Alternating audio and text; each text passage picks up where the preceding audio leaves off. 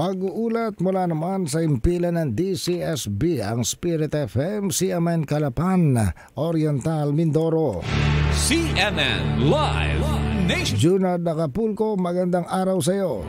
Magandang araw, Sir Ariel. Magandang araw, Pilipinas.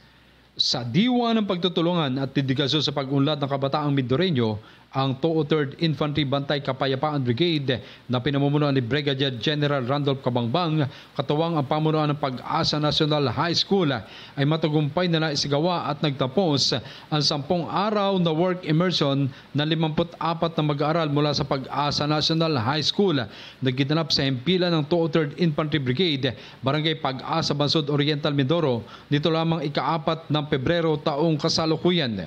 Tampok sa naturang aktibidades ang pagkakataong maisabuhay ng mga kabataan ang araw-araw na pagsiserbisyo ng isang sundalo. Nagbigay din ng kaalaman ang mga kasundaluhan patungkol sa first aid, response at basic life support, kung saan pwede nilang magamit sa oras ng kalamidad at aksidente.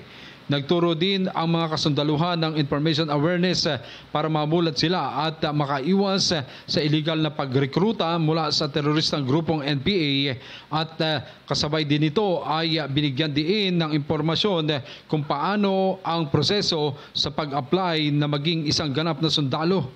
Ang nasabing work immersion Youth Leadership Summit ng estudyante ay naglalayong hindi lamang ilabas ang potensyal at limitasyon ng ating mga kabataan, kundi para na rin pagyamanin ang kanilang pagkatao at katangian bilang isang mahusay na namumuno sa susunod na henerasyon.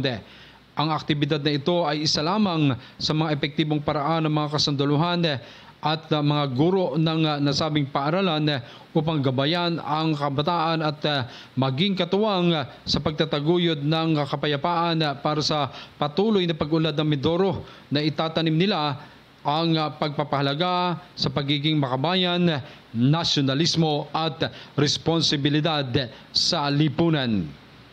Mula dito sa Oriental, Mindoro, ako si Junard Acapulco ng DCSB Spirit FM Calapan City, reporting live para sa CMN Pilipinas. CNN Live Nationwide. Maraming salamat, Junard Acapulco, mula po naman sa impilan ng Spirit FM, CMN Calapan, Oriental, Mindoro. Samantala